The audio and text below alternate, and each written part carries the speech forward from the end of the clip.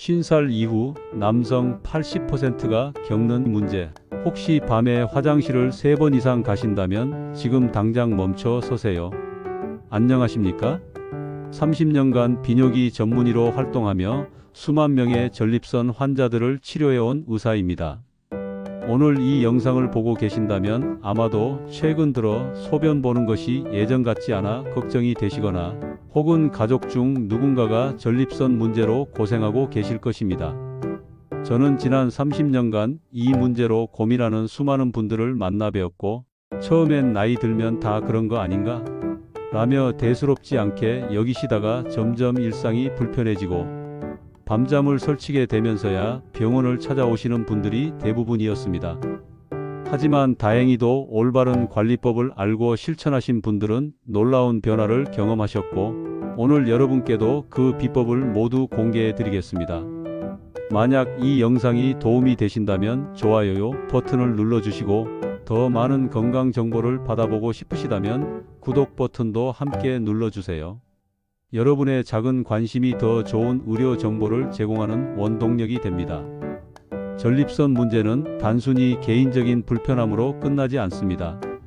통계를 보면 50대 남성의 50%, 60대 남성의 70%, 70대 이상 남성의 80% 이상이 전립선 비대증을 경험하지만 더 심각한 문제는 많은 분들이 이를 자연스러운 노화 과정으로 받아들이며 방치한다는 것입니다. 제가 상담한 한 환자분은 이렇게 말씀하셨습니다. 선생님, 밤에 화장실을 5번씩 가니까 잠을 제대로 잘 수가 없어요.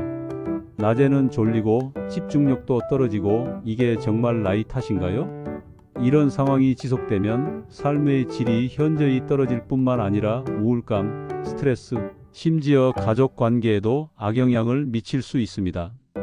더 큰 문제는 전립선 비대증이 방치될 경우 요로 감염, 방광 결석, 신장 손상 등의 심각한 합병증으로 이어질 수 있다는 점이며 최근 연구에 따르면 전립선 건강과 전립선암 발생 위험도 밀접한 관련이 있다고 알려져 있습니다. 그렇다면 왜 이런 문제가 발생하는 걸까요?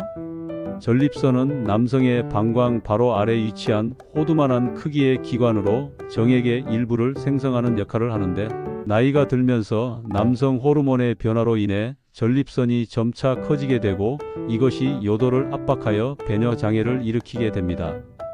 하지만 여기서 중요한 사실 하나를 말씀드리자면 전립선 비대는 피할 수 없는 숙명이 아니라 올바른 관리를 통해 충분히 예방하고 개선할 수 있다는 것입니다. 68세 김 아저씨의 실제 사례를 말씀드리겠습니다. 김 아저씨는 5년 전부터 밤에 자다가 일어나 화장실 가는 일 때문에 잠을 제대로 잘 수 없었고 소변 줄기가 약해져 화장실에서 보내는 시간도 길어졌습니다. 처음엔 나이 들면 다 그런 거겠지라고 생각하셨지만 점점 일상생활에 지장을 주기 시작했고 등산을 좋아하던 김 아저씨는 화장실이 걱정되어 산행을 포기하게 되었으며 외출할 때도 항상 화장실 위치부터 확인하는 습관이 생겼습니다. 부인과의 여행도 부담스러워하기 시작했고 가족들의 권유로 병원을 찾았을 때 전립선이 정상 크기의 2배 반까지 커져 있었습니다. 하지만 김 아저씨는 포기하지 않았고 제가 제안한 종합적인 관리법을 꾸준히 실천한 결과 6달 뒤 놀라운 변화가 나타났습니다. 밤에 일어나는 횟수가 한두 번으로 줄어들었고 소변 줄기도 강해졌으며 1년 후 추적 검사에서는 전립선 크기가 20% 정도 줄어든 것이 확인되었습니다.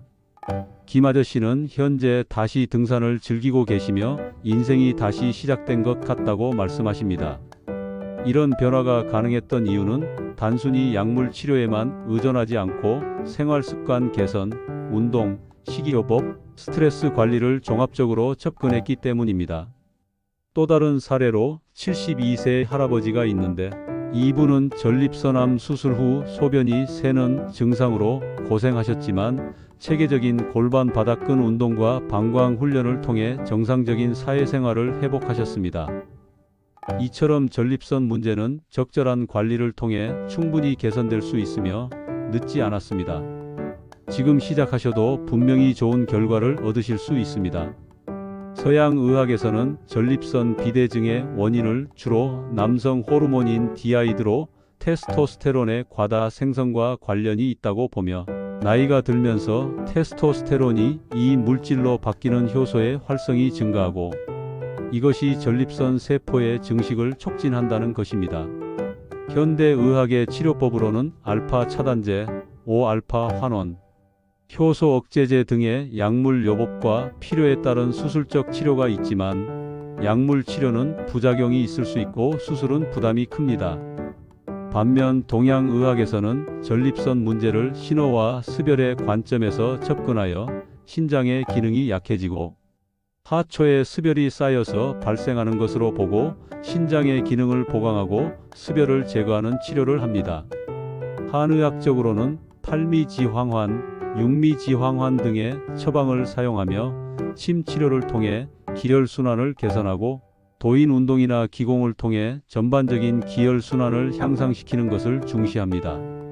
제가 30년간의 경험을 통해 얻은 결론은 서양의학의 과학적 접근과 동양의학의 전인적 관점을 조화롭게 결합할 때 가장 좋은 결과를 얻을 수 있다는 것이며, 단순히 증상만 억제하는 것이 아니라 근본적인 체질 개선을 통해 전립선 건강을 회복하는 것이 중요합니다. 최근 발표된 여러 연구들도 이런 종합적 접근의 효과를 뒷받침하고 있으며, 미국 국립보건원에서 발표한 연구에 따르면 생활습관 개선과 자연 요법을 병행한 그룹이 약물 치료만 받은 그룹보다 더 좋은 장기적 결과를 보였다고 합니다. 이제 여러분이 집에서 바로 실천할 수 있는 구체적인 관리법을 말씀드리겠습니다. 복잡하지 않으며 하루 5분만 투자하시면 충분합니다. 가장 효과적인 운동은 케겔 운동, 즉 골반 바닥근 운동으로 소변을 참을 때 사용하는 근육을 의식적으로 수축시키는 운동입니다. 방법은 간단합니다. 5초간 수축한 후 5초간 이완을 10번 반복하며 하루 3차례로 총 2-3분이면 충분하고, 언제 어디서나 할 수 있어서 텔레비전 보면서도 지하철에서도 가능합니다.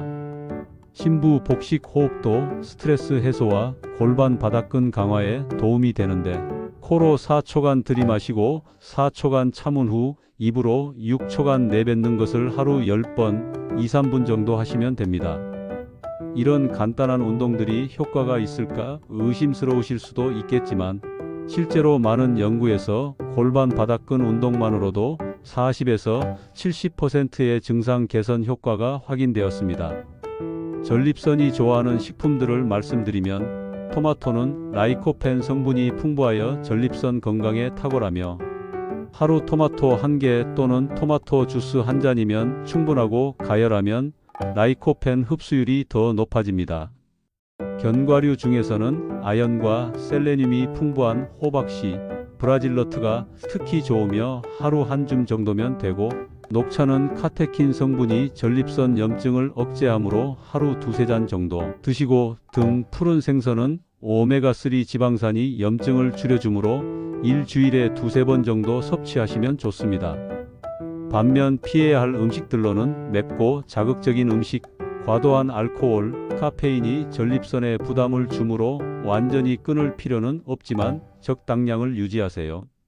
생활 속 작은 습관들도 중요한데, 충분한 수분 섭취로 하루 1.5리터에서 2리터의 물을 마시되 저녁 8시 이후에는 줄이시고, 탈수는 방광 자극을 일으킬 수 있습니다.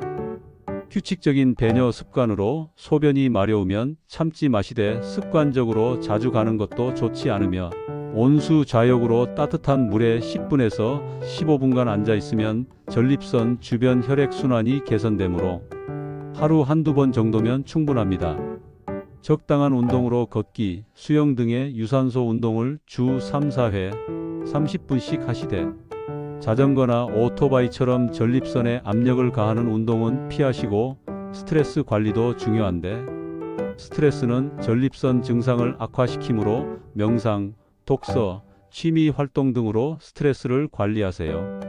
천연 보조제도 도움이 되는데, 소팔메토는 가장 널리 연구된 전립선 보조제로 하루 160mg 정도가 적정량이며, 베타시토스테롤은 식물성 스테롤로 배뇨 증상 개선에 도움되고, 크랜베리는 요로 감염 예방에 효과적이며 유산균은 장 건강이 전립선 건강과도 관련이 있습니다. 다만 보조제는 의사와 상담 후 섭취하시고 기존 복용 약물과의 상호작용을 확인하세요. 이제 구체적인 실천 방법을 단계별로 말씀드리겠습니다. 갑자기 모든 것을 바꾸려고 하면 부담스러우시므로 천천히 하나씩 시작하세요. 첫 주에는 기본 운동 시작으로 케겔 운동 하루 한 차례부터 시작하고 심부 복식 호흡을 잠들기 전 5분만 하시면 되며 이것만으로도 충분하고 늦지 않았습니다. 둘째 주에는 식단 개선을 시작하여 토마토 주스 하루 한 잔을 추가하고 견과류를 간식으로 한 줌 드시며 맵고 짠 음식을 조금씩 줄여보세요.